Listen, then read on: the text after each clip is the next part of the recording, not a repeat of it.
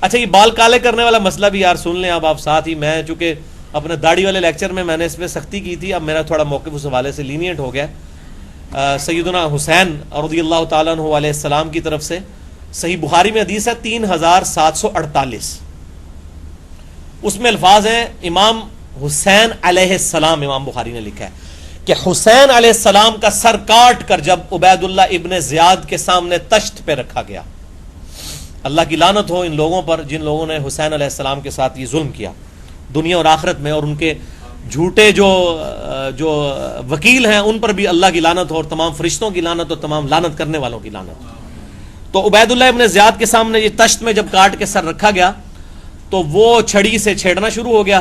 میں نے اپنی 72 احادیث جو واقعہ کربلا پہ 150 روایتیں جمع کی ہیں, ریسرچ پیپر نمبر 5B واقعہ کربلا کا حقیقی پس منظر 72 صحیح الاسناد احادیث کی روشنی میں, جس میں 150 احادیث میں نے 72 شہدائے کربلا کے ٹائٹل سے جمع کی ہیں.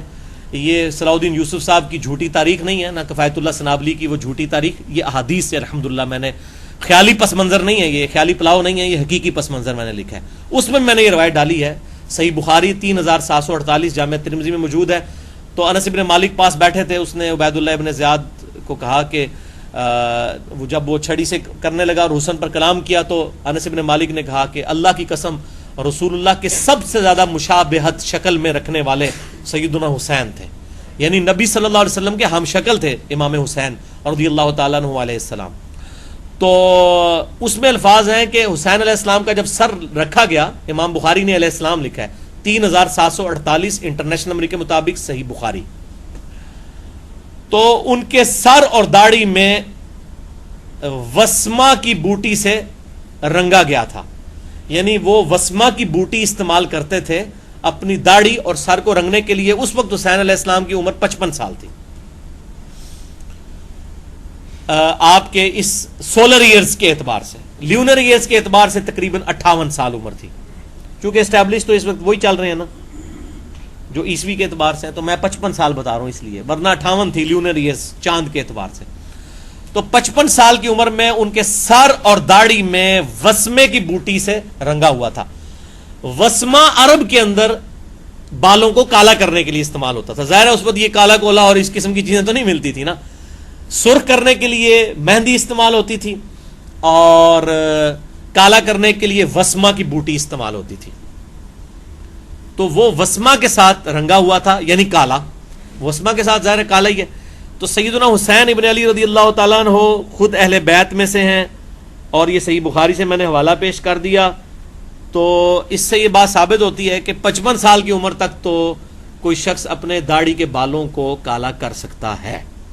اب جو بیچارے جوانی میں جن کے بال سفید ہو جاتے ہیں 15-20 سال کی عمر میں, وہ تو ویسے ہی کر سکتے ہیں, ان کے لیے تو دلیل کی بھی ضرورت نہیں ہے, کیونکہ وہ تو ان کی تو بیماری ہے نا, وہ تو نیچر سے ہٹ گئے, ان کو تو نیچر پہ لانے کے لیے بالوں کو بلیک ضروری کرنا چاہیے.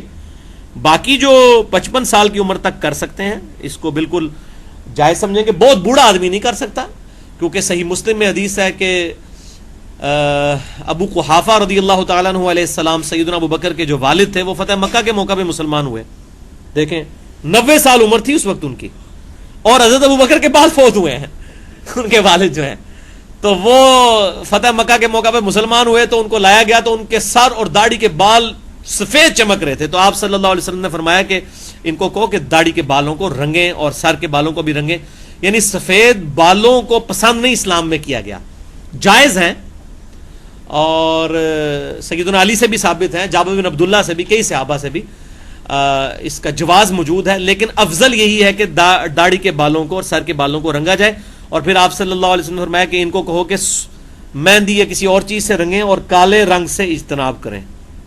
تو باقی جو حدیث ابو داؤد میں آتی ہے کہ قرب قیامت میں کچھ لوگ ہوں گے جو کبوتروں کے پیٹوں کی طرح وہ ان کے وہ مطلب داڑھیاں کالی کی ہوئی ہوں گی انہوں نے, تو جنت کی خوشبو نہیں پائیں گے. تو اس حدیث کا محدثین نے فہم یہ لیا ہے کہ یہ اس ایک خاص قوم کی نشانی بتائی گئی ہے. معذرت کے ساتھ میں بتا دیتا ہوں وہ مولویوں کے بارے میں ہی ہے. تو یہ اس قوم کی نشانی ہے, اس عمل کو کنڈیم نہیں کیا گیا. جیسا کہ بخاری اور مسلم میں آتا ہے کہ خوارج کی نشانی ہے ٹینڈ کروانا, گنج کروانا. اب یہ نہیں کہ جو بھی گنج کروائے گا وہ خارجی ہوگا. خود مولا علی علیہ السلام کے بارے میں ابو داؤد میں حدیث ہے کہ وہ سر منڈوا دیا کرتے تھے اور کہتے تھے کہ میں نے نبی صلی اللہ علیہ وسلم سے جب سے سنا ہے کہ جس کے غسل میں چند بال خشک رہ گئے تو اسے عذاب دیا جائے گا، اس کے بعد میں نے اپنے سر سے دشمنی کی اور میں نے سر کے بال منڈوانا شروع کر دیے. تو خود مولا علی علیہ السلام جنہوں نے خوارج سے قتال کیا، وہ خود انہوں نے اپنے بال سر پہ نہیں رکھے تھے. یہ وہ بریلوی جو پکڑ کے رائے ونڈ والوں کو بیچاروں کو، ہمیں بھی ان سے اختلاف ہے، لیکن یہ تھوڑی آپ ان کو خارجی کہتے ہیں یہ جناب دیکھیں ٹینڈ ہے اور بخاری مسلم میں حدیث ہے خوارج کی نشانی ہے اور ٹینڈ کروائیں گے. تو یہ بالکل غلط طریقے سے ایڈریس کرتے ہیں. وہ اس طریقے سے آپ کسی پہ فٹ نہیں کریں گے. خوارج کی اور بھی بہت ساری نشانیاں ہیں، اور اس طریقے سے بریلوی دیوبندی اہل حدیث شیعہ کا آپس میں ایک دوسرے پہ فٹ کرنا یہ بہت سخت زیادتی والی بات ہے. اس پہ میں بات پہ واپس آؤں کہ وہ کالے بال جو ہے کیے جا سکتے ہیں، کوئی مسئلہ نہیں، اور مرد دونوں کر سکتے ہیں، کوئی اس میں ایشو نہیں ہے. دلیل ہم نے بتا دی. اور فتویٰ بازی والا معاملہ نہ کیا جائے. جو نہیں کرنا چاہتا نہ کریں. میں نہیں کرتا ہوں، میرے داڑھی کے بھی بال کتنے سارے میں تو میرے خیال ہے درجنوں میرے سفید ہیں، اور آج کے نہیں ہیں، ایف ایس سی لیول کے سفید ہوئے ہیں 94 سے. تو ہم کرتے نہیں ہیں، لیکن کسی کو یہ نہیں کہتے ہیں کہ مطلب یہ حرام ہے. جو کرنا چاہتا ہے ضرور کرے، کوئی حرج نہیں ہے. ہیئر پلانٹ کرنا بھی کوئی مسئلہ نہیں ہے. وہ جو اس طریقے سے جو انجیکٹ کیے جاتے ہیں وہ تو اپنی کھال سے اتار کے کیے جاتے ہیں ظاہر ہے، تو کوئی حرج نہیں اس کے اندر، کر سکتے ہیں.